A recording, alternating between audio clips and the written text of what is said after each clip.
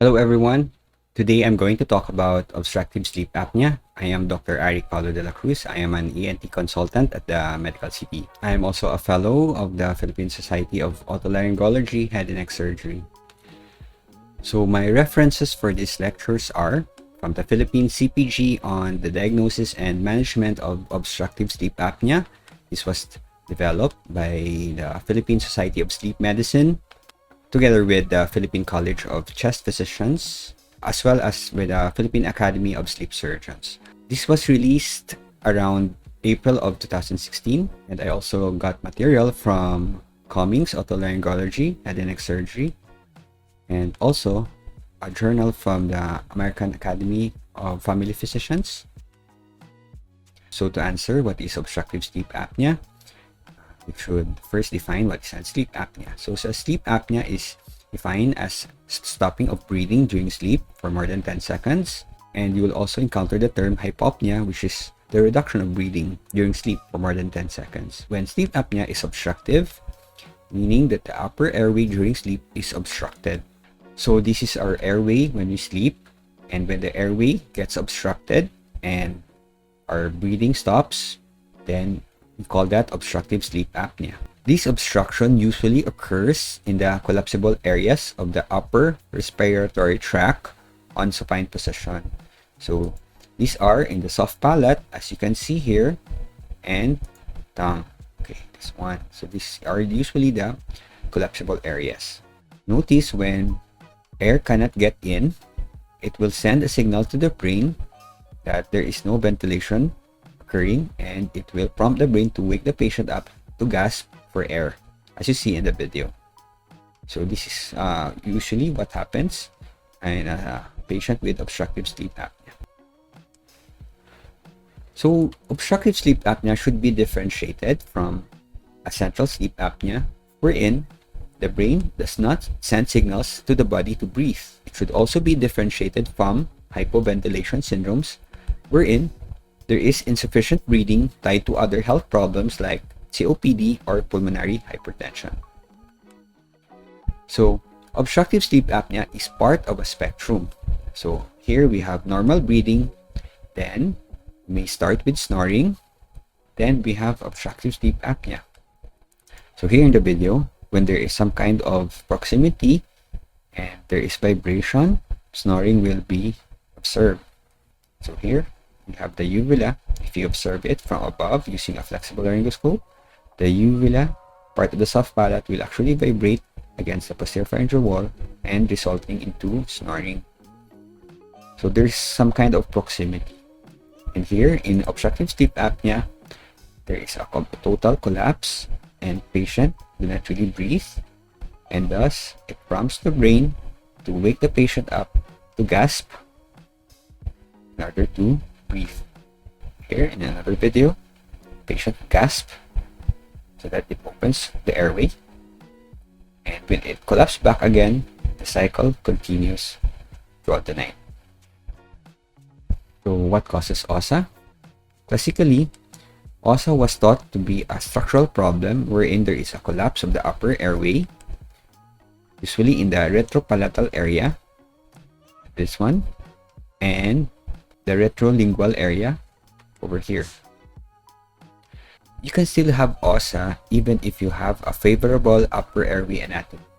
This is because OSA can also be caused by neurologic factors such as the loss of tone of dilators, which is primarily the tongue, to open up the airway during sleep, and as well as low arousal threshold in some patients, as well as an unstable ventilatory control in some patients. So what are the elements that make up OSA? So we have chronic snoring, we have mutinous apneas, as well as excessive daytime sleepiness, brought about by frequent disruptions in sleep. If a patient have these three elements, probably he may have OSA. OSA is said to affect around 2 to 4% of the population in the US, 7% in Hong Kong in some studies, and 13% in India. Why is OSA significant? OSA is said to have many effects on the body, these are the following. First, patients with OSA usually have a poor quality of sleep because of frequent disruptions in breathing and in gasping for air.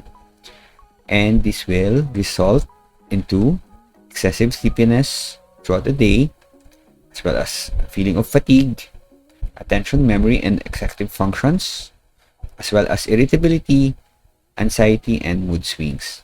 OSA has also associated health conditions, and this was shown by many papers. And patients with OSA are associated with a higher risk of cardiovascular disease, stroke, diabetes, as well as increased mortality. In this table over here, we can see that the odds ratio of having atrial fibrillation, congestive heart failure, stroke, hypertension, coronary artery disease, and diabetes mellitus is higher with untreated OSA. And OSA can also affect sexual intimacy. It has been shown in a Korean study that patients with untreated OSA may have erectile dysfunction in 48 to 80% of patients,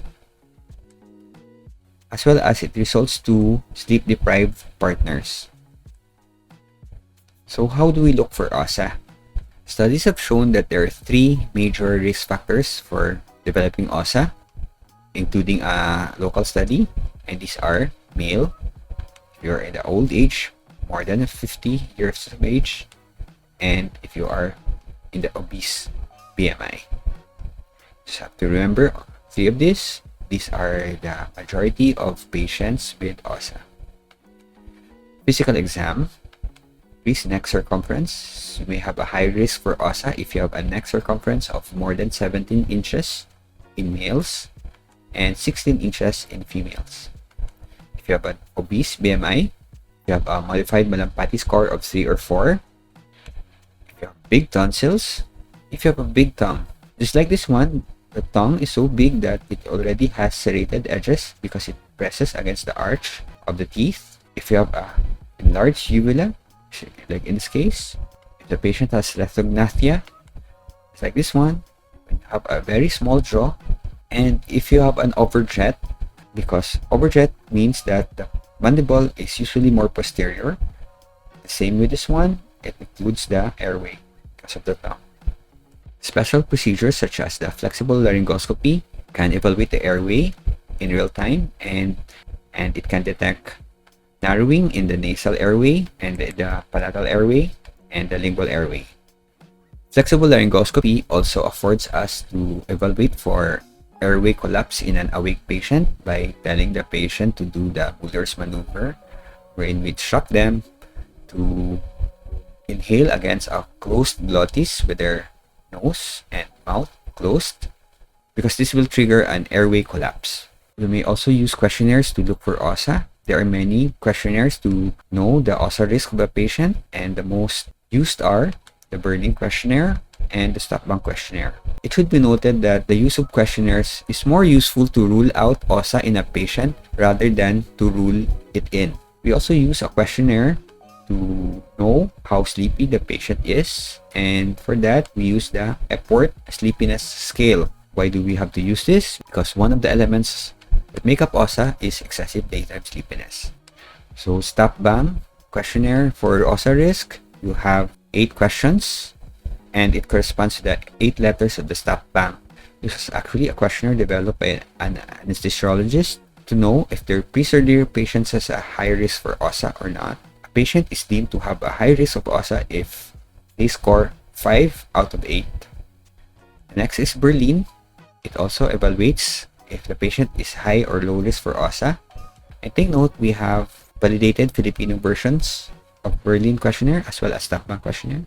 And this is Epworth Sleepiness Scale. It only has 7 items, and the patient will have to answer how often that they will fall asleep in the following situations.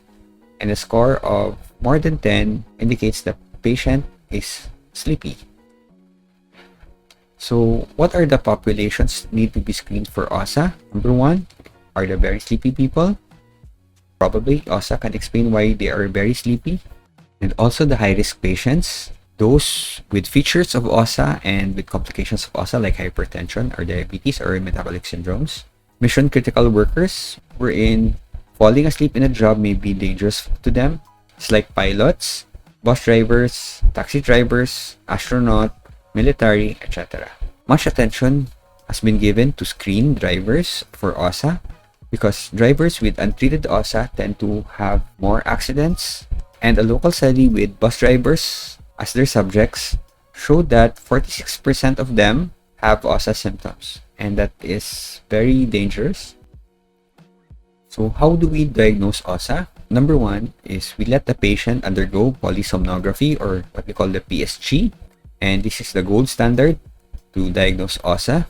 So the PSG is usually done in a sleep lab facility wherein the patient sleeps overnight and being monitored by the sleep technician. And when he goes to sleep, there is a minimum of 7 channels for monitoring. This is very useful for patients with complicated OSA, non-respiratory OSA, mission-critical workers, and those patients with major comorbidities.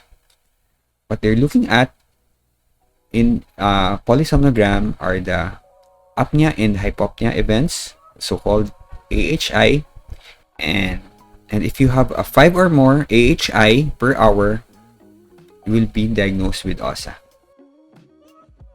Another way to diagnose OSA is the use of the portable monitor, or what they call the home sleep apnea testing, or HSAT. So the portable monitor is of course portable. It can be tested in a hospital or at home. And the major difference of the portable monitor compared to that of the PSG is there is no EEG. And studies have shown that portable monitor, or HSAT, is recommended in uncomplicated adults with signs and symptoms indicating an increased risk of moderate to severe OSA. So here we have how HSAT is being attached, and the patient sleeps as usual with all the channels with him. And after use, data on the portable monitor will be analyzed by sleep doctors. So how do we manage OSA? First is weight reduction. Studies have shown that if you lose 10% of your weight, you will have 25% less OSA. Second is positional therapy. This is where you advise the patient to sleep on the lateral position, and it has been shown to improve positional OSA. Sometimes patient will have these bumpers that are tied in their waist so that it will force them to sleep on the lateral position. Then we have CPAP. CPAP stands for continuous positive airway pressure, and this is the primary treatment of OSA. So CPAP works by providing a pneumatic splint, the level of the obstruction, wherein the continuous pressure of air will open up obstruction and the patient will be able to ventilate, as seen in the video. So here, this is the level of the obstruction, and this is the air pressure that is being given by the CPAP. So the CPAP pressure will keep that opening so that the patient can breathe better. Next are the use of oral appliances. It's like this one. So the oral appliance, when the patient closes the mouth, it will force the jaw forward, and forcing the jaw forward will create an opening at the posterior airway. And this oral appliance is known to improve OSA and daytime sleepiness. And oral appliance is the second line of treatment for those who cannot tolerate CPAP, especially for those mild to moderate OSA. This video will show how oral appliances work. So this is the airway. We want to open up this one, so we put an oral appliance. Oral appliance looks like this one. If the patient shuts the mouth, the jaw is forced forward. We go now to surgery. Surgery increased the dimension of the upper airway, and it also decreased the pressure requirement of CPAP. If the airway is very narrowed, chances are the CPAP pressure is very high and it becomes uncomfortable to the patient. So the common surgery to address these concerns are the following: tonsillectomy and UPPP, or the uvulo-palatopharyngoplasty, removing the tonsils, as well as modifying soft palate, just like this one. It opens up the airway the retropalatal area. To improve retrolingual airway, tongue reduction surgeries can be done, as well as a genoglossus advancement. So you modify the origin of the genoglossus or the tongue a little bit forward so that it will result into a more wider airway.